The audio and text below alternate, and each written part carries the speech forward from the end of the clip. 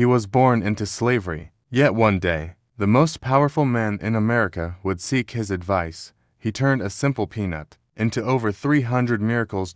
He faced poverty, prejudice, and still changed the world. But before he became the scientist who fed a nation, he was just a boy, searching for purpose in a world that saw him as nothing.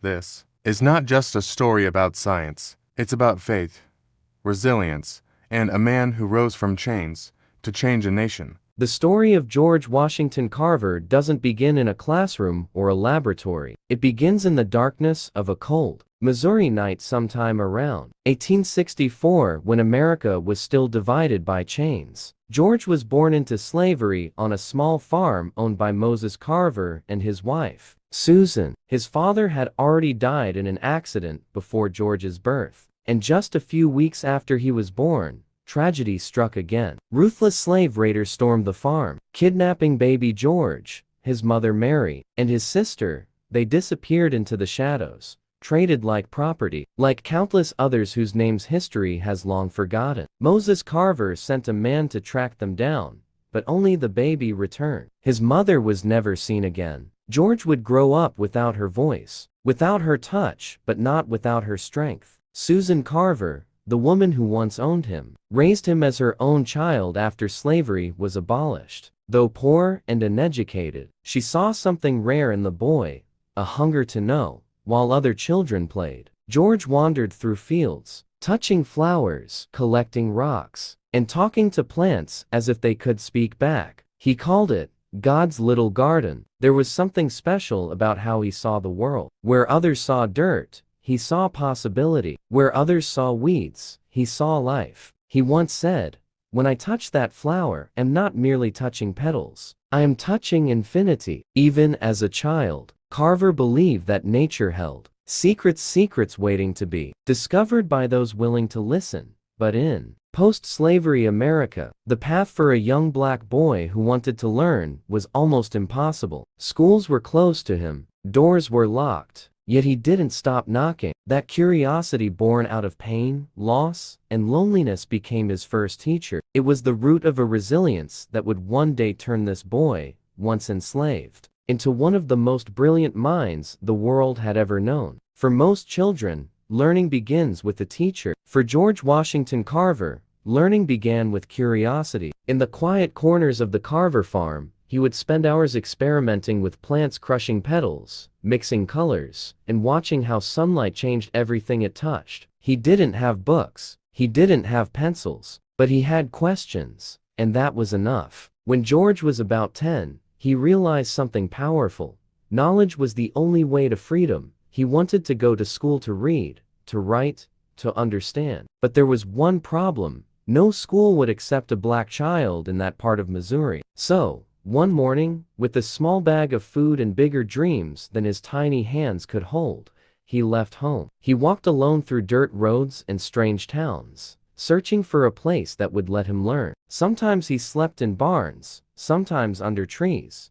but he never turned back. He finally found a small school in Neosho, Missouri, run by a kind black couple. There, George met his first teacher, someone who saw his potential instead of his skin color. But even there, life wasn't easy. He cleaned rooms, washed clothes, and worked odd jobs just to stay. Still, every morning, he showed up, pencil in hand, heart wide open. His passion for art and nature grew side by side. He painted flowers with such precision that even his teachers were amazed. But when asked how he did it, George would smile and say, "I simply love them enough to understand them." From one town to another, one state to the next, Carver kept moving, studying wherever doors opened. He worked his way through high school, earning a reputation as the plant doctor. He had no money, no connections, and no privilege. But what he did have was unstoppable faith. Faith that learning could lift him beyond the life he was born into. And soon, it would. Because his journey was about to take him to a place that would forever change his destiny, Iowa State Agricultural College. When George Washington Carver stepped onto the campus of Iowa State Agricultural College, he was not just another student. He was a miracle walking on American soil, a former slave, born in a world that said he couldn't. now standing in a place built for those who always could. But Carver didn't come to prove them wrong, he came to learn everything he could. In classrooms filled with faces that didn't look like his, George didn't just survive, he shined. His professors quickly noticed his unmatched curiosity, his gentle patience, and his unique way of seeing the world through the eyes of nature itself.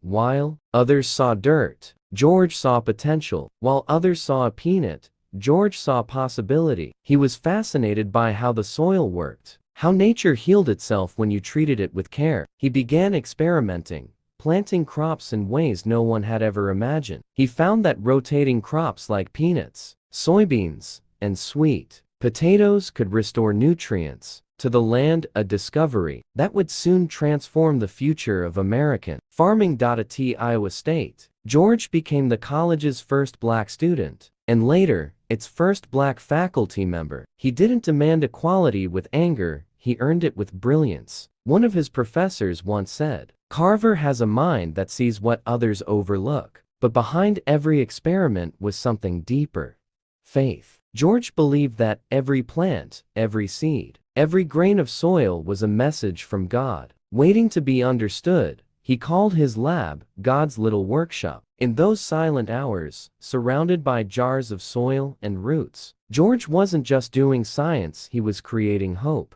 By the time he left Iowa State, he wasn't just a scientist anymore. He was a symbol, proof that a man born into slavery could rise to become one of the greatest minds of his time. And soon, one invitation would take his genius to the next chapter: Tuskegee Institute, under the legendary Booker T. Washington, where George Washington Carver would finally find his true purpose. When George Washington Carver arrived at Tuskegee Institute in Alabama in 1896, the land was dry, the farmers were poor, and the soil was dying. Cotton had drained every ounce of life from the earth, and so had years of slavery and poverty. But Carver saw something different. Where others saw hopelessness, he saw a second chance. Booker T. Washington, the founder of Tuskegee, had called him there with one mission: teach our people how to rebuild the South, not with anger, but with knowledge. And that's exactly what Carver did. He turned a small wooden shed into his laboratory, God's little workshop, as he called it, filled not with expensive equipment, but with jars,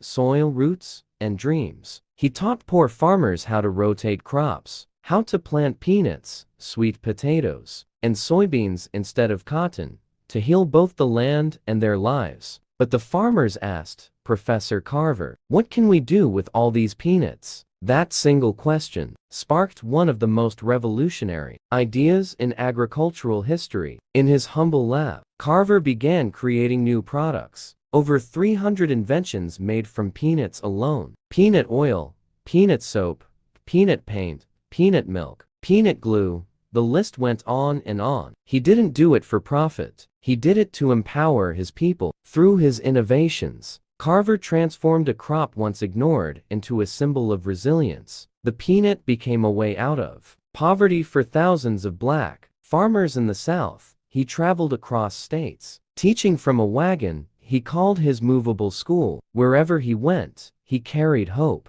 and the belief that the answers to life's hardest problems were already in nature, waiting to be discovered. By the early 1900s, George Washington Carver was no longer just a scientist. He was a legend, a man who turned the soil of despair into the roots of possibility. But his story wasn't over. Soon, his name would echo across the nation, reaching presidents, corporations, and the hearts of millions who believed one man could truly change the world. By the time George Washington Carver reached his final years, he had become something far greater than a scientist. He was a symbol of what knowledge, faith, and humility could achieve in a world that once denied him everything. He had been born into slavery, yet presidents sought his counsel. He had grown up barefoot, yet he walked the halls of the White House. And he never asked for riches, only the chance to serve. When Henry Ford, the industrial titan, invited Carver to his estate, the two men talked not of money, but of the future.